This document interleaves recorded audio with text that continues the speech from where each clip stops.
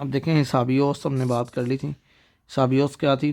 तमाम रकमों को जमा कर दें और उसकी नंबर ऑफ़ टर्म से क्या कर दें हम लोग, डिवाइड कर दें। तो ये हमारे पास क्या कहलाती है? हिसाबी औसत। ये हम लोगों ने कर ली थी, अर्थमेटिक मीन जिसे कहते हैं।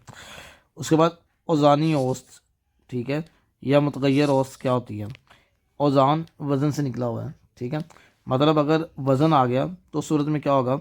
वज़न को क्योंकि डब्ल्यू से लिखते हैं, तो क्या होगा? W(x1), डब्ल्यू या W1(x1), W2(x2) plus W3(x3) plus WN(xn). Clear होगी बात जी? और नीचे जितने भी डब्ल्यू हैं उन सबको प्लस कर देना है। W1 plus W2 W3 W, जितने भी होंगे उनको प्लस कर देना है, डिवाइड कर देंगे तो औज़ानी औसत आ जाएगी। फार्मूला याद करना है इसका।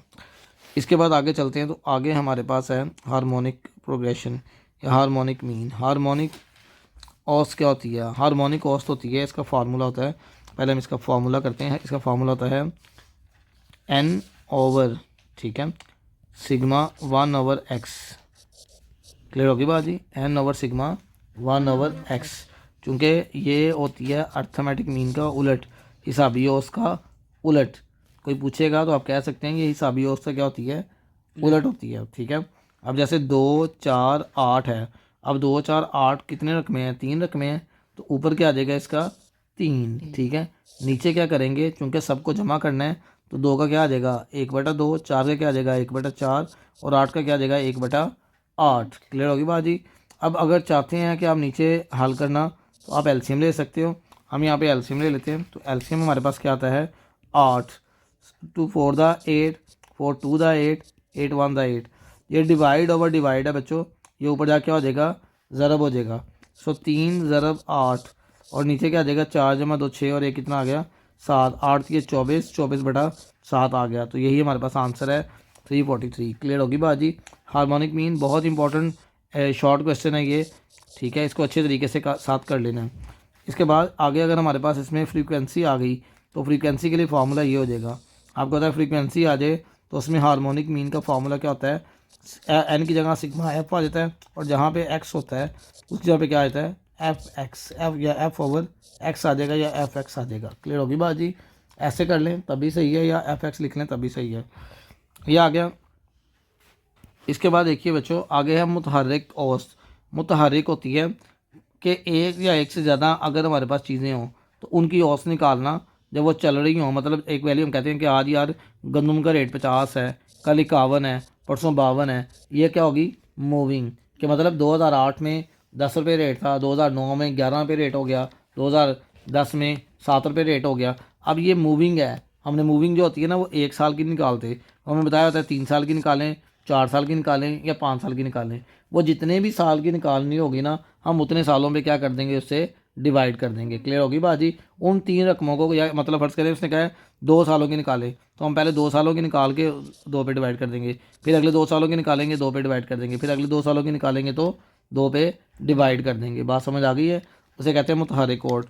रबी कता, रबी कहते हैं कोटाइल। कोटाइल मतलब कहते हैं चौथी वैल्यू निकालना। जैसे 100 है, 100 के 4 हिस्से करें तो एक हिस्सा कितना आएगा? 25। तो 25 का क्या है? चौथा हिस्सा। तो वो कोटाइल निकालना मतलब अपनी वैल्यू को किस पे डिवाइड कर देना है? 4 पे, ठीक है। तरीक़ेकार क्या है? पहला quartile n+1, n number of terms, कितनी टर्म्स है हमारे पास? +1/4, इसे कहते हैं पहला कोटाइल। दूसरा कोटाइल, अब देखें पहला कोटाइल समझ आ गया? पहले कोटाइल का फार्मूला n+1 डिवाइडेड बाई 4। दूसरे कोटाइल के लिए बता दो क्या करना है कि यहाँ इसको 2 से ज़रब कर देनी है। तीसरे कोटाइल के लिए क्या करना है? इसको 3 के साथ ज़रब कर देनी है। चौथे कोटाइल के लिए इसको किसके साथ ज़रब करनी है? 4 के साथ। समझ आ रही बात कि नहीं आ रही? क्लियर होगी बात? ये कोटाइल्स आ गए हमारे पास। इसके बाद आगे चलते हैं। तो आगे हमारे पास क्या कहते हैं? ये शुमारियात है। आपने क्या करना है? रबी कता निकालें। रबी मतलब कोटाइल्स निकालें आप। अब आप कोटाइल्स कैसे निकालेंगे? आपने सबसे पहले तरतीब के साथ रकमें लिखनी, सारी तरतीब से लिखनी है आप लोगों ने, ठीक है। रकमें गिने कितनी रकमें हैं? तो टोटल रकमें हमारे पास कितनी है? 20। कितनी है? 20, ठीक है। फॉर्मूला क्या था? n+1 डिवाइडेड बाई 4, ऐसे ही था। तो n 20 जमा एक कितना आ गया? 21। 21 को 4 पे डिवाइड करें। जब 21 को 4 पे डिवाइड करेंगे तो हमारे पास क्या आएगा? ये आता है हमारे पास 4 और 5.1,